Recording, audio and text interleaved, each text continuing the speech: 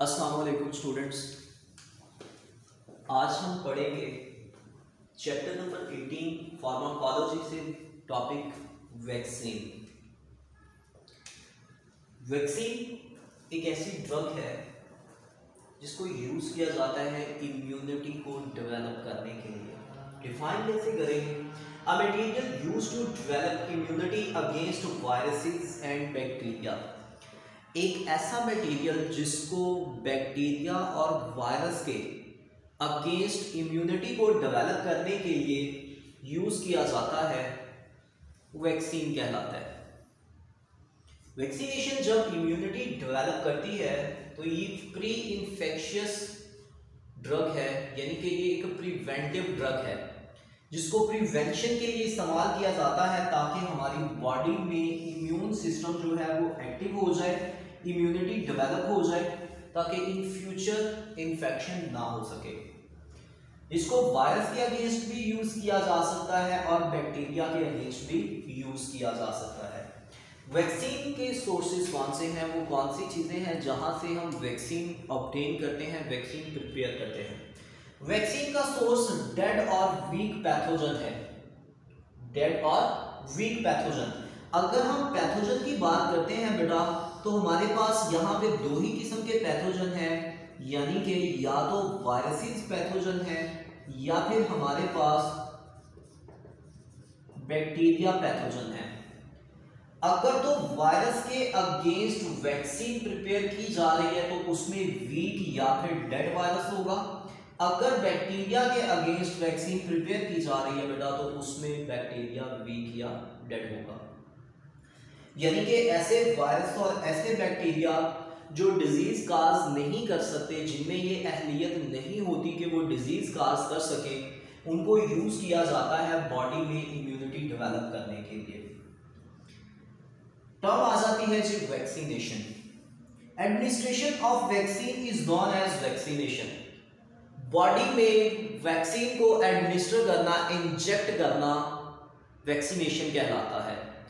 Vaccination के कुछ methods हैं। एडमिनिस्ट्रेशन ऑफ वैक्सीनेशन, एडमिनिस्ट्रेशन के लिए ऑरल रूट को यूज किया जा सकता है, यानी कि मुंह के जरिए वैक्सीन को पिलाया जा सकता है। लाइक हमारे पास एक एग्जांपल है पोलियो वैक्सीन। पोलियो वैक्सीन हमेशा बच्चों को पिलाई जाती है, पोलियो के कतरे पिलाए जाते हैं, तो ओरल रूट से वैक्सीन एडमिनिस्टर की जाती है। नेजल रूट से एडमिनिस्टर की जाती है। कुछ वैक्सीन होती हैं जिनको एज अ स्प्रे हम यूज करते हैं और ये हमारी डायरेक्टली रेस्पिरेटरी ट्रैक तक जाती हैं। उसके बाद कुछ वैक्सीन ऐसी होती हैं जिनको इंजेक्ट किया जाता है बॉडी में बाय इंजेक्शन, ब्लड में डायरेक्टली इंजेक्ट की जाती हैं।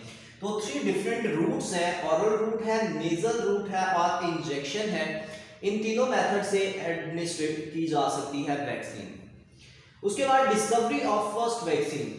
वैक्सीन कब डिस्कवर हुई थी, किसने डिस्कवर की थी? सबसे पहली चीज 1796 में एक साइंटिस्ट जिसका नाम एडवर्ड जेनर था, इसने वैक्सीन इन्वेंट की थी। एडवर्ड जेनर ने 1796 में कैसे वैक्सीन इन्वेंट की थी, इसका प्रोसेस देखते हैं। एडवर्ड जेनर ने क्या किया? सबसे पहले उसने इंजेक्ट किया पस सेल्स को। ही इंजेक्टेड अ पस sales of cowpox in a boy. उसने एक यंग लड़के में काउपॉक्स के पेशेंट से कुछ पस सेल लिए, काउ से कुछ पस सेल्स लिए और उसको उसने बॉय में इंजेक्ट कर दिया। कुछ ही देर के बाद लड़का जो था वो इन्फेक्ट हो गया काउपॉक्स से और उसके बाद उसने खुद को रिकवर किया काउपॉक्स से। जब वो लड़का काउपॉक्स से रिकवर्ड हो गया उसके बाद उसने क्या किया? Inject pus cell of smallpox in same boy. उसने उसी रिकवर्ड बॉय में अगेन स्मॉल पॉक्स के पस सेल्स इंजेक्ट कर दिए। जब उसने दोबारा उसमें इंजेक्ट किए तो रिजल्ट क्या हुआ? He did not gate small pox. तो उसमें स्मॉल पॉक्स जो थी वो उसे नहीं हुई। क्यों? क्योंकि वो ऑलरेडी बेटा रिकवर्ड था। तो जब उसने रिकवर किया उस टाइम में उसकी बॉडी में इम्यूनिटी डेवलप हो गई थी। जब उसकी बॉडी में इम्यूनिटी डेवलप हो चुकी थी तो उसकी वजह से उस लड़के में स्मॉल पॉक्स नहीं हुई थी। तो इस तरह से पहली वैक्सीन एडमिनिस्ट्रेशन हुई और एडमिनिस्ट्रेशन के बाद जो था फर्स्ट टाइम वैक्सीन इन्वेंट हो गई।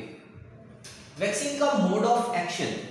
वैक्सीन जो है वो किस तरह से बॉडी में एक्ट करती है, बॉडी में किस तरह से इम्यूनिटी को डेवलप करती है और किस टाइम पे वैक्सीन को यूटिलाइज किया जाता है या एडमिनिस्टर किया जाता है। मोड ऑफ एक्शन को डिस्कस करने से पहले कुछ टर्म्स हैं जिनका आपको लास्ट में पता होना चाहिए, इसमें रिपीट कर देते हैं। पहली टर्म है बेटा एंटीजन। एंटीजन क्या होती है, और सेकंड टर्म है जी एंटीबॉडी। आपको एंटीजन और एंटीबॉडी में डिफरेंस पता होना चाहिए इसका मोड ऑफ एक्शन पढ़ने से पहले। So let's see, antigen any foreign particle which stimulate immune system. कोई भी फॉरेन पार्टिकल यानी कि कोई भी ऐसा पार्टिकल जो आउटसाइड बॉडी से बॉडी में एंटर हो और बॉडी के इम्यून सिस्टम को स्टिमुलेट करे, क्या कहलाता है, एंटीजन कहलाता है। यूजुअली जो एंटीजन है इसको हम एक नाम देते हैं, इसको हम कह सकते हैं पैथोजन। पैथोजन वो कॉजेटिव एजेंट होता है। Pathogen may be a virus और मे बी अ बैक्टीरिया।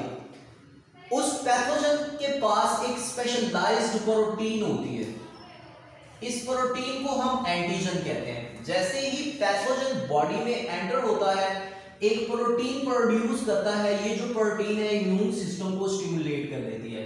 सो इस प्रोटीन को जो पैथोजन प्रोड्यूस कर रहे हैं क्या कहते हैं, एंटीजन कहते हैं। अब आ जाते हैं एंटीबॉडी की तरफ। एंटीबॉडी क्या चीज होती है? अब बॉडी प्रोटीन एक ऐसी प्रोटीन जो हमारी बॉडी, एनिमल बॉडी खुद ब खुद प्रोड्यूस करती है या ह्यूमन बॉडी खुद प्रोड्यूस करती है, दैट कैन किल एंटीजन। और वही एंटीबॉडी जो है वो एंटीजन को किल कर देती है। अब किल कैसे करती है बेटा? सबसे पहली चीज तो ये भी एक प्रोटीन है, एंटीबॉडी भी एक प्रोटीन है, एंटीजन भी एक प्रोटीन है। जैसे ही एंटीजन फॉरेन प्रोटीन बॉडी में एंटर होती है, जो हमारी बॉडी की एंटीबॉडीज होती हैं ये इस प्रोटीन को रिकॉग्नाइज करती हैं। रिकॉग्नाइज करने के बाद इस प्रोटीन यानी कि एंटीजन के साथ खुद को बाइंड कर लेती है। क्या कर लेती है? बाइंड कर लेती है, उसको उसके साथ अटैच कर लेती है। जैसे ही उसके साथ बाइंड हो जाती है और बाइंड होने के बाद उसको क्या करना शुरू कर देती है, किल करना शुरू कर देती है, उसको बॉडी में डिजीज काज नहीं करने देती। और ये है जी एंटीबॉडी। क्लियर हो गया बेटा? अब आ जाते हैं इसके मोड ऑफ एक्शन की तरफ के, ये किस तरह से वर्क करती है, इसका वर्किंग मैकेनिज्म क्या है वैक्सीनेशन का या वैक्सीन का।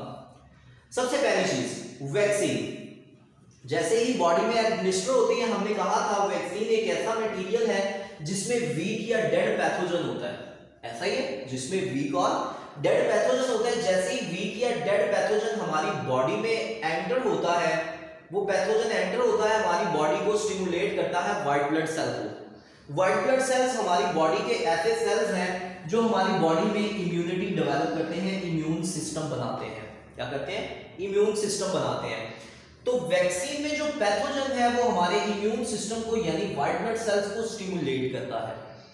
जैसे ही व्हाइट ब्लड स्टिमुलेट होते हैं उसमें एक सेल्स की टाइप पाई जाती है जिसको नाम दिया जाता है बी लिम्फोसाइट। ये बी लिम्फोसाइट प्रोड्यूस होते हैं और एक्चुअल में स्टिमुलेट हो रहे होते हैं। ये बी लिम्फोसाइट्स जो है ये उस पैथोजन को रिकॉग्नाइज करते हैं। क्या करते हैं? रिकॉग्नाइज करते हैं, आइडेंटिफाई करते हैं। जैसे ही आइडेंटिफाई कर लेते हैं उसके साथ अगेन बाइंड करेगा और बाइंड करके उसे किल कर देगा।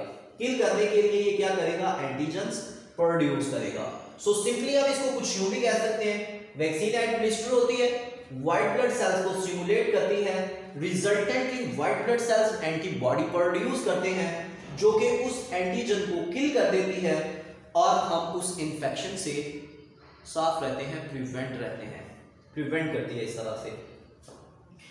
अब जो वैक्सीनेशन हमारी बॉडी में इम्यूनिटी डेवलप करती है, कैसे होती है डेवलप? ये तो उसने इन्फेक्शन से हमें प्रिवेंट किया। एक्चुअल में वैक्सीन हमारी बॉडी को डॉज दे रही होती है। ये बेटा एक वीक पैथोजन था, उस वीक पैथोजन को किल करना बहुत ही इजी था हमारे व्हाइट ब्लड सेल्स के लिए, क्योंकि वो तो डिजीज काज ही नहीं कर सकता है। लेकिन यहां पे अल्लाह ताला ने हमारे लिए कुछ बहुत बेहतरीन सिस्टम बनाया है। जैसे ही एंटीबॉडीज प्रोड्यूस होती हैं, एंटीबॉडी प्रोड्यूस होती है एंटीजन में,